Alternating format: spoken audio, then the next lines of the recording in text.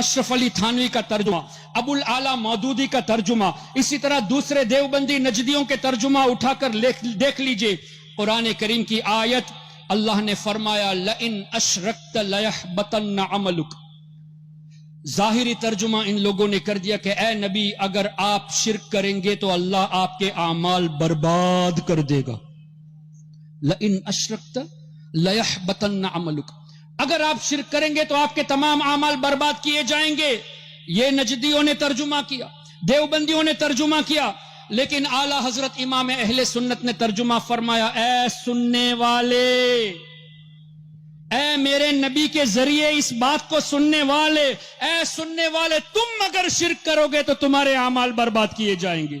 خدا کی قسم ان حلوے خور ملاؤں کی جہالت کا تو سر چڑھ کر بولتا ہے جب یہ علماء دیوبند کے خلاف بک بک کرنا شروع کرتے ہیں۔ کیونکہ انہوں نے علماء دیوبند کی کتابیں پڑھی نہیں ہیں، دیکھی بھی نہیں ہوتی، اور علماء دیوبند کے خلاف باتیں کرنا شروع کر دیتے ہیں۔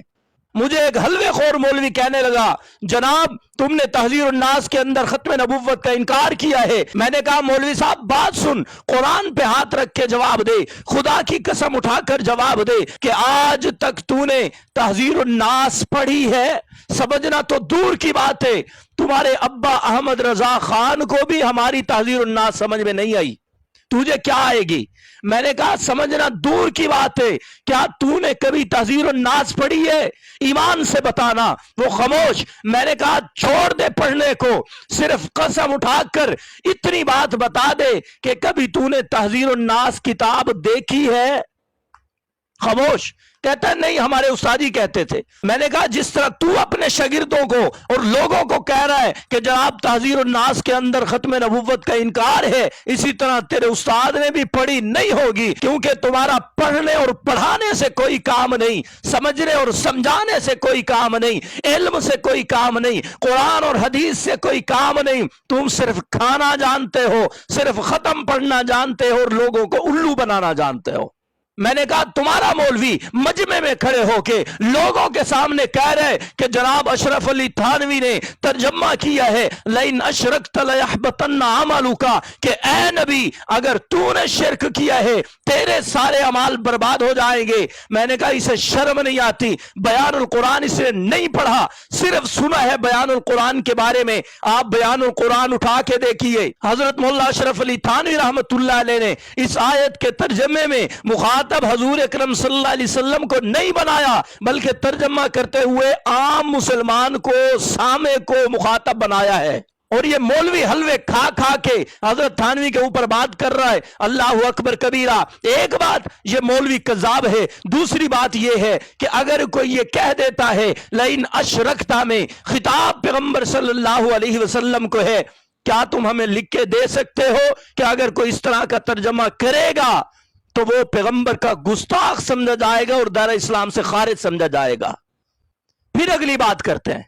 میں نے کہا اگر کوئی لئن اشرکتا والی آیت کا ترجمہ کرتے ہوئے مخاطب نبی صلی اللہ علیہ وسلم کو بناتا ہے تو کیا آپ اس پر گستاخی کا فتویٰ لگائیں گے؟ اگر لگانا ہے تو جلالین کے مصنف امام جلال الدین پہ لگا، جنہوں نے اپنی تفسیر جلالین کے اندر لئن اشرکتا کی تفسیر کرتے ہوئے آگے یا محمد کہہ کے اس بات کی طرف اشارہ کیا ہے کہ یہ جو اللہ نے خطاب کیا ہے یہ محمد صلی اللہ علیہ وسلم کو کیا ہے، اس سے مراد پیغمبر ہیں، لیکن یہ بات فرضی ہے کہ اے نبی بالفرض اگر آپ نے شرک کیا تو آپ کے عمل بھی ختم ہو جائیں گے۔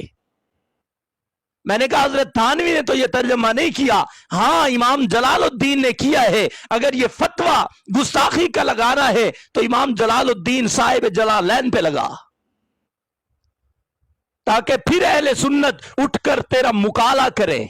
اور اگر مزید لئن اشرکتا کی تفسیر دیکھنی ہے تو روح المعانی اٹھا کے دیکھ، علامہ آلوسی کی معتبر ترین کتاب ہے، عربی تفسیروں کے اندر بڑا اس کا نام آتا ہے۔ انہوں نے جلد نمبر 24 کے اندر لئن اشرکتا کی تفسیر کرتے ہوئے کہا خوطب بہ النبی صلی اللہ علیہ وسلم، میاں اس کے ذریعے پیغمبر کو خطاب کیا گیا ہے۔ اللہ پیغمبر کو فرما رہے ہیں اے پیغمبر اگر آپ نے بھی بالفرض شرک کیا تو آپ کے عمل بھی ختم ہو آئیں گے. میں نے کہا لئن اشرکتا کی تفسیر کرتے ہوئے اگر کوئی بندہ مخاطب پیغمبر کو بناتا ہے تیرے نزدیک یہ گستاخی ہے تو گستاخ اشرف علی تھانوی نہیں، گستاخ تیرے نزدیک امام جلال الدین ہے، گستاخ تھانوی نہیں بنتے. پھر گستاخ جو ہے وہ علامہ آلوسی صاحب روح المعانی بنتے ہیں. میں نے کہا ان کو گستاخ کہے نا، ان کو گستاخ کہنے کی جرت کر تاکہ پھر شیوخ اٹھیں، پھر علماء اٹھیں، پھر مفسرین اٹھیں اور جوتا اٹھا کے تیری جہالت والے بوتے پہ لگائے.